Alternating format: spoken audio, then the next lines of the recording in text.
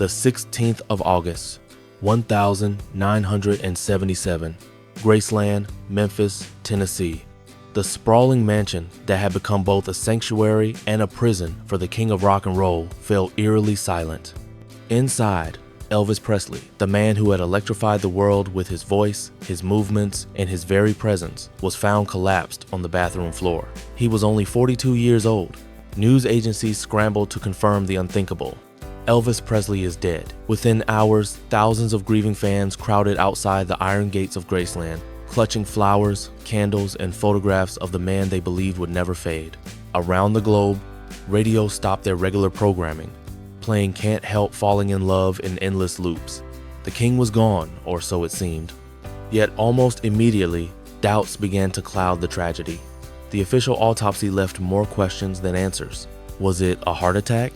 Was it the cocktail of prescription drugs found in his system? Or was there something far more complicated at play? Rumors spread like wildfire.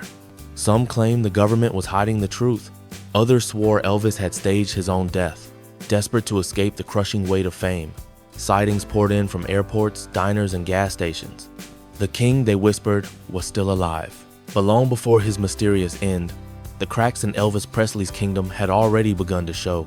Behind the glittering jumpsuits and the roaring crowds was a man consumed by loneliness, addiction, and the unbearable pressure of being more than human.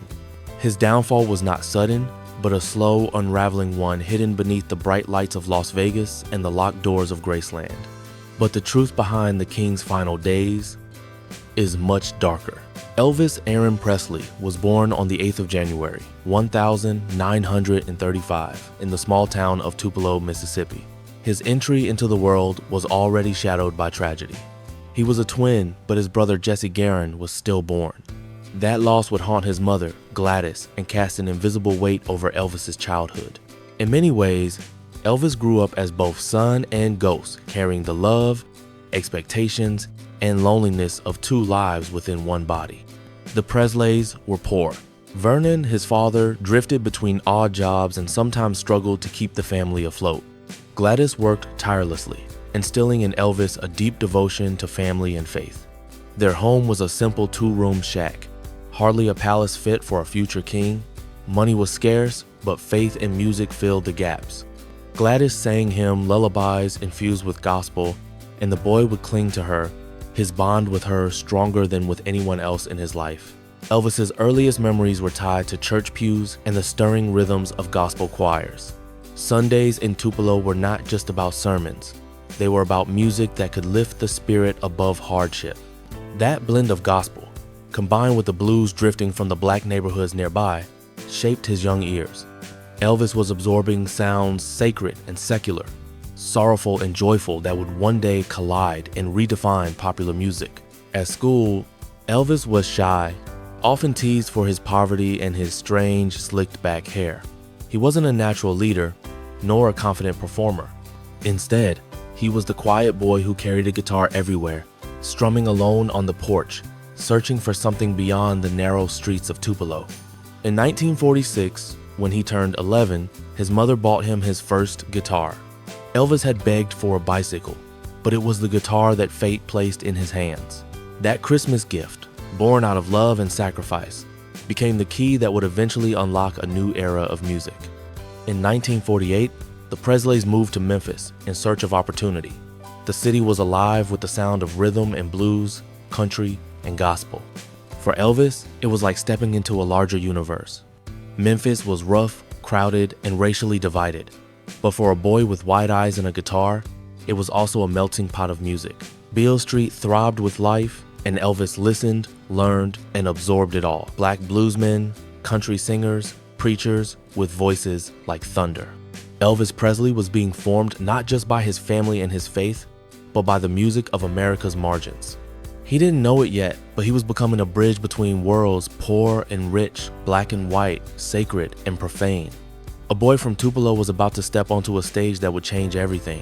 In 1953, at just 18 years old, Elvis Presley walked into Sun Records in Memphis with $4 in his pocket. He wanted to record a song as a gift for his mother, Gladys.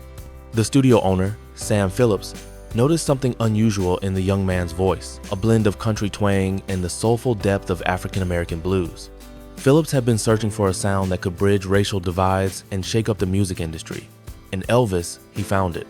By 1954, Elvis teamed up with guitarist Scotty Moore and bassist Bill Black. Together, they stumbled upon a wild, raw version of That's All Right, a blues number that Elvis infused with an irresistible energy. When local radio stations played it, the phone lines exploded. Listeners demanded to know, who was this boy? Was he black? Was he white? The ambiguity itself became electric. For the first time, the rigid boundaries of race in American music began to blur, and Elvis was the catalyst. His career skyrocketed almost overnight.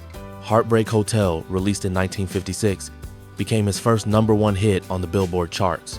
With each performance, Elvis pushed the limits of what was considered acceptable. His swiveling hips, curled lip, and hypnotic stage presence ignited hysteria. Teenage girls screamed until they fainted. Parents and pastors declared him dangerous, even sinful.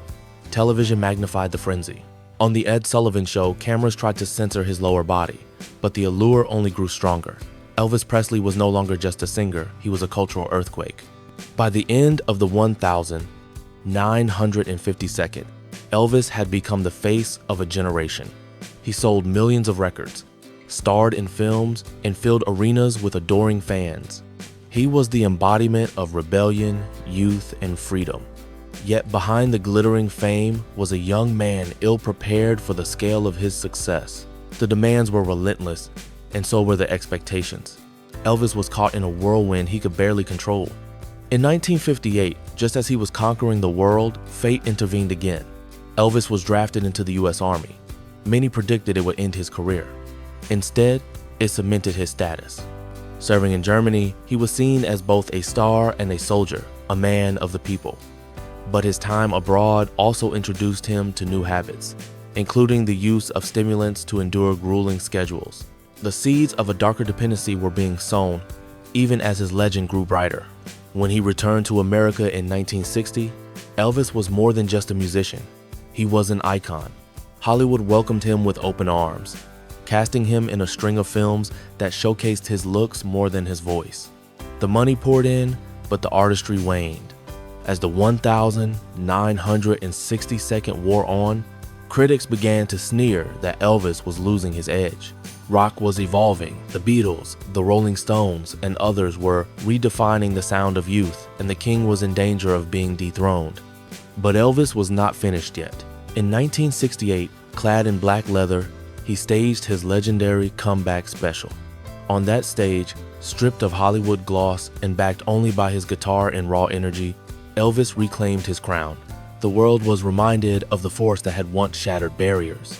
Yet while the comeback restored his image behind the scenes, the pressures of fame, his isolation at Graceland, and his reliance on prescription drugs were tightening their grip.